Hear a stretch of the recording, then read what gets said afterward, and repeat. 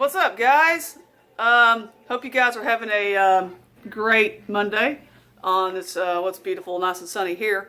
The day after Hell in a Cell, and wow, that was just nuts. That whole pay-per-view was just like crazy. That's what I wanted to talk to you guys about. Thanks for tuning back into the channel. Hopefully you guys will enjoy this review. The pay-per-view itself was not as bad as I thought it was going to be. There were some things on there that I was kind of just like, what the heck, you know. But other than that, I mean, you know, we'll go through it all and whatnot.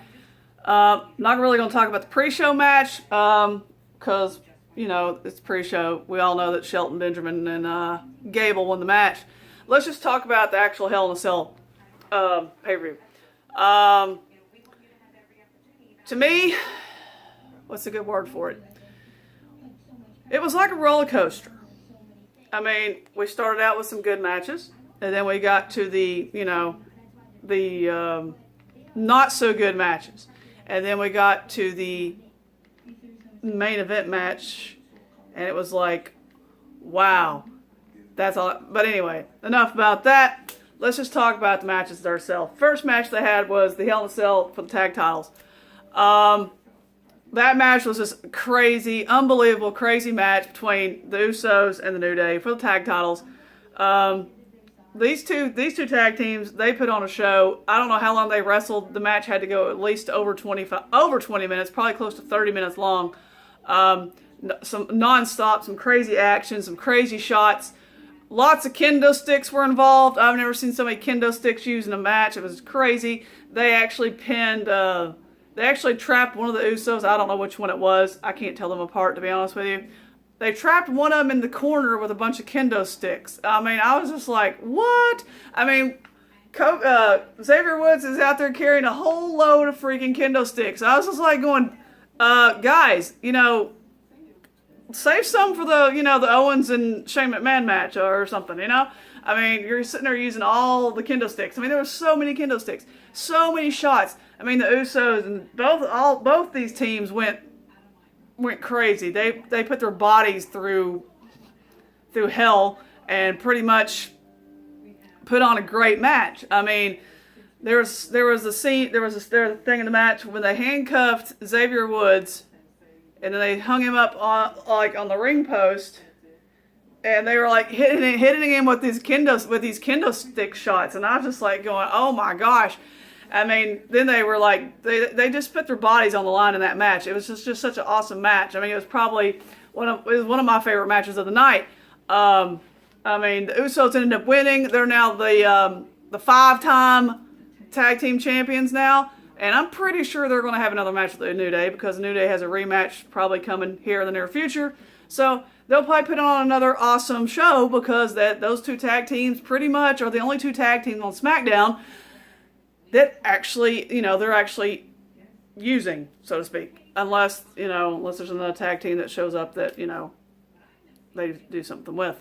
But that match was just crazy. I can't recall all the stuff that happened.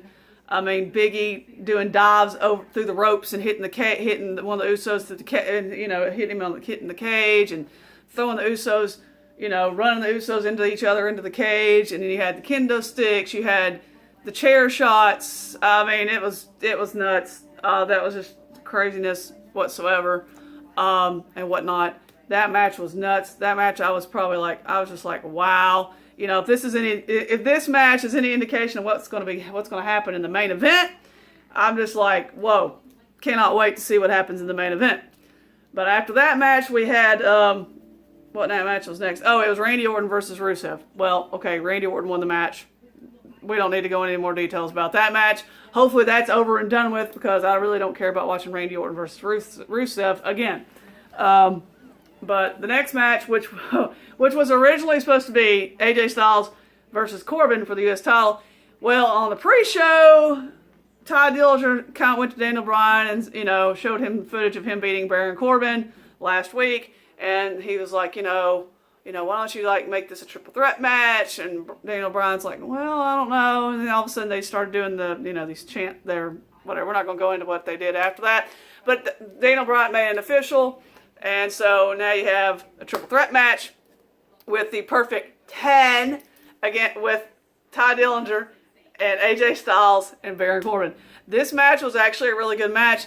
Adding Ty Dillinger to this match made it more interesting. Of course, we all knew. Of course, I had a feeling that Ty was going to end up taking the pin and whatnot, which he did. But that match was crazy. There were some awesome spots in that match as well. Baron Corbin took advantage of AJ Styles. AJ Styles did his phenomenal forearm to Dillinger, and then Baron Corbin came in the ring and knocked AJ out of the ring, and then took, pinned Dillinger and became the new U.S. title champion. Of course, AJ Styles said on Talking Smack last night that he's going to get his rematch on SmackDown Tuesday night. So, on tomorrow night on SmackDown. So, we'll see if that happens. Because AJ Styles is entitled to a rematch. Well, then you got Ty Dillinger, who could actually come back and say, well, hey, I want a shot too, because, I'd like to see a feud with Dillinger and Corbin for the U.S. title, and let AJ Styles move on to the World Heavyweight title against, Jinder, but we won't talk about him till later, which I'm still can't believe that. But anyway, enough about that. But yeah, I'd like to see Ty Dillinger versus Corbin. I think that would be a really good deal for those two. And Ty Dillinger is amazing. They need to get that guy, putting him in that triple threat match just made that match a lot more entertaining. And I was really excited when he got added, because I was like, yes, finally, Ty Dillinger's finally going to get something to do. And I was just like, yes. And he actually came close to winning that match. I mean, there was a time in that match when Corbin was on the ground. Styles did a Pele kick to Dillinger, and Dillinger fell back on top of Baron Corbin and almost won the match. I was like, whoa, that was close. Dillinger had some good, that match was a real good match, real good hard-hitting match, one that I actually enjoyed watching. I think the next match after that was the women's match, I believe. I can't remember off the top. I don't remember all the order. But I believe it was the Natalia versus Charlotte match for the title. That match wasn't too bad of a match. I just, the ending of that match was kind of like, they left, Natalia used a steel chair on Charlotte, got DQ'd. Charlotte won the match but didn't win the title. There was no cash-in by Carmella. So they pretty much set that match. They left that match open for another match between Charlotte and Natalia. And it'll probably happen at the next pay-per-view, which is Survivor Series, I think, because the next pay-per-view for this month is TLC, and that's Raw's brand. And I don't think there's another pay-per-view after TLC, unless I'm mistaken. But as far as I know, the next one for the SmackDown guys will be Survivor Series. So then maybe they're setting another match up for Natalia versus Charlotte for another title and whatnot. So that match was not too bad. It was okay. It wasn't what I call exciting, but it wasn't too bad. Next match, I believe, was the Jinder Mahal and Nakamura for the title. I did not like the match. Was okay. I did not like the way it ended. I'm sick. I'm tired of seeing Jinder with the title. I mean, I'm sorry. I'm sure there's some of you out there that like Jinder Mahal. I don't like Jinder Mahal. The modern day Maharaja, or whatever the heck he wants to be called. Me personally, I was hoping that Nakamura was winning. There was a chant there. I was getting excited there for a minute there. Once the Singh brothers, they finally got the ref threw them out of the match, and then Nakamura hit him with the Kinshasa. I thought, okay, it's finally going to happen. Of course, he was too close to the ropes, so he grabbed the rope, and rope break, and that was that. And then Jinder beat him clean, which is like, what the heck, man? I mean, I don't know what they're doing with Nakamura. I mean, I wish they would quit calling him the artist known as. He's not an artist. I mean, he's the king of strong style. I mean, he doesn't need to be doing these promos he does, he doesn't need to be doing promos. He just needs to come out there, tell everybody just go out there and, kick everybody's butt. I mean, do what Nakamura does. Do what he did in NXT. I mean, come on. I mean, the guy has lost twice now to Jinder. Are you going to have him lose again? Are they going to do another match with him and Jinder? I mean, I don't know. I mean, but Jinder, oh God, Jinder needs to go. I mean, I don't. He's got to get out of it. He got to get the belt off of him because he's, nobody likes him. I mean, if you do, I'm sorry if you like Jinder. I personally do not like the guy. As a champion, I don't like him at all. I mean, he's awful. So he needs to go, man. I mean, I thought Nakamura was going to win it and pull it off last night. I was like, come on, Nakamura. No, he came close, but it didn't happen. Of course, the Singh brothers had a little bit to do with that as well. Again, because Jinder, has to have help from the Singh brothers to help him, in a match. Even though he did beat Nakamura clean at the end of the match, but he still had the Singh brothers there on ringside to help him out. To me, I wish that match would have been in a Hell in a Cell to keep the Singh brothers out of the match, so it could be a direct one-on-one match between Jinder and Nakamura. But of course, that didn't happen. So, and all that job. But anyways, I believe the next match was after that was the Bobby Roode Dolph Ziggler match, and because I was beginning to wonder if that match was going to happen because I kept looking at the clock and I was like, well, good grief, it's almost 11 o'clock, and we haven't had Shane or Kevin Owens match yet, and I'm thinking to myself, well, what happened to the Dolph Ziggler Bobby Roode match? When is that going to happen? And it happened after the WWE match, the championship match, and the crowd was pretty much out of that match because they were still, I guess, in shock over Nakamura losing again. So they were all kind of like, the crowd was dead during the Bobby Roode Dolph Ziggler match, which I was like, really? I mean, the crowd was not even into that match, and that match was actually not too bad of a match. Of course, Bobby Roode, the glorious one, beat Dolph Ziggler. Of course, in the end, Ziggler did the zigzag at the end of the match after he won the match on Bobby Roode. Ziggler did the zigzag, so maybe they're setting that up for another match between Ziggler and Bobby Roode because they just, Roode won. Ziggler, after the match, Ziggler did the zigzag on Roode, left him laying in the ring. Ziggler walked out. I mean, Ziggler came out to no music whatsoever, just him walking out to the ring, and I'm just like, okay, cool. And Bobby Roode comes out to his, glorious entrance, which is always awesome to watch, and listen to the crowd sing his song is amazing. Same thing with Nakamura's song. Two catchy songs. Two of my favorite songs, entrance songs, right now. I love those songs. Those are amazing. And of course, the final match, which had me on the edge of my seat through the whole freaking match, was Shane McMahon versus Kevin Owens. Oh my gosh, this match was crazy and nuts. These guys did stuff, I'm just like going, no, don't do that. Oh my gosh, he just did that. They were all over the place. They started out on the outside of the cage, then they went inside the cage.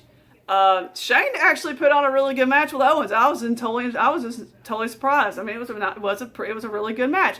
They were in the ring. Then Shane was like. Then there was a moment in the match where Owens was setting up a table, and he had Shane up on the table, and then Owens was on the ring apron, and he always does that cannonball thing. So he was going to do a cannonball off the ring apron onto Shane through the table. Shane moves. Owens literally throws himself into the table. The table goes in two. It was such a great spot. I was like, whoa, that was so awesome. And then Shane does his coast to coast with a trash can. And I was thinking to myself, no, something's going to happen. He's not going to hit it. No, he hit it. And then he tried to pin Owens. And Owens had his foot on the rope. And I'm thinking to myself, why is the ref calling for a rope break? It's a false count anywhere, Hell in a Cell match. There are no rope breaks. And of course the ref apparently got caught up in the moment and forgot about it for some odd reason. But anyways, and then after that, Shane wanted to go back out on the outside of the ring, but they had the cage locked. And I'm like, why'd you lock the cage? It's a falls count anywhere match. So he's telling the ref to unlock the cage, and the ref's like, no, I'm not going to, I can't, So Shane goes underneath the ring, pulls out bolt cutters. Of course, bolt cutters are hiding under the ring. And he actually, gets the lock off. And then that's when all the crazy stuff happens. Oh my gosh, they were all over the outside of the ring. It was just crazy. There was a moment where they had Shane on the Owens had Shane cleared off the Spanish table, had Shane laying on the announce table. He climbs all the way up to the top of the cage, and I'm thinking to myself, oh God, he's going to jump off. And I'm thinking to myself, he's going to jump off onto Shane, who's on the table. there, and Owens he was up there and he was looking down and he's like, oh God, I can't. He couldn't do it. He could not jump off a 20-foot cage, and really I couldn't blame him because I couldn't jump off a 20-foot cage. You gotta be nuts to jump off a 20-foot cage. Well, so he didn't do it. So while he's hesitating, trying to figure out what he's going to do, Shane gets off the table, starts climbing up to the top where Owens is. So Shane gets up to the very top, and Owens is hitting him, and Shane like almost falls off. And I'm thinking, oh my God, he's gonna fall off the side of the cage. And so next thing you know, they're both fighting on top of this cage, and I'm thinking to myself, just don't fall through the cage, okay? That would not be good. They had some sick spots on top of that cage. Shane body slammed Owens. He did a Russian leg sweep on Owens. Owens did his power bomb on Shane. I was just like, oh my gosh. And finally, Owens just says, heck with this, I'm going back. So Owens ends up going back down, climbing back down the cage. They get about halfway, about 10 feet up, and Shane follows him down, and they're fighting each other on the side of the cage. And of course, they're right underneath the announce table, Spanish announce table. So what happens next is Shane keeps hitting on Owens. Owens falls 10 feet down onto that table, on the announce table. It shatters, oh my gosh. I was like, oh my gosh. And then Shane gets down. Of course, they're checking on Owens to make sure he's okay. Shane just moves them all out of the way, picks him up, and I'm just like, oh gosh, what's going to happen next? So then Shane starts clearing off the other announce table where Corey Graves and Tom Phillips and Saxton are. Clears that table off, puts Kevin Owens on the table, and I'm thinking about, and he keeps looking up. I'm like, oh God, he's not going to do what I think he's going to do. He climbs up to the top of the cage, and I'm thinking about, oh God, he's going to jump. Oh my God, he's going to jump. And I was like, he's going to jump off this 20-foot cage onto Owens. So Shane gets up there, and I'm just like, he's going to do it. He does his little, do this, and next thing you know, he jumps off the freaking cage. Of course, he misses Owens because Sami Zayn saves Kevin Owens. He pulls Kevin Owens off the table while Shane is like flying down and trying to hit him. And I'm just like, I didn't even see Sami Zayn do that until I saw the replay, until the announcers were talking about it. Sami Zayn helps Kevin Owens? What? I mean, I said in my prediction video that maybe Sami Zayn would get involved. I didn't say how he would get involved. I wasn't expecting him to help Owens. I mean, is Sami Zayn turned heel now? That's the thing. Did he turn heel? I mean, but the thing is, he pulls him out of the way, and I'm thinking to myself, what the heck?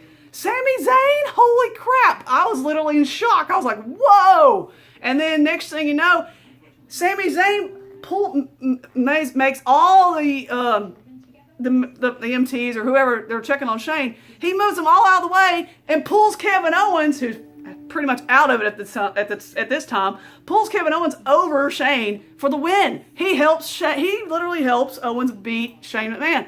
I'm just like, what the heck happened? I never would have thought Sami Zayn would help Owens after all the stuff that him and Owens went through, even though they're best friends.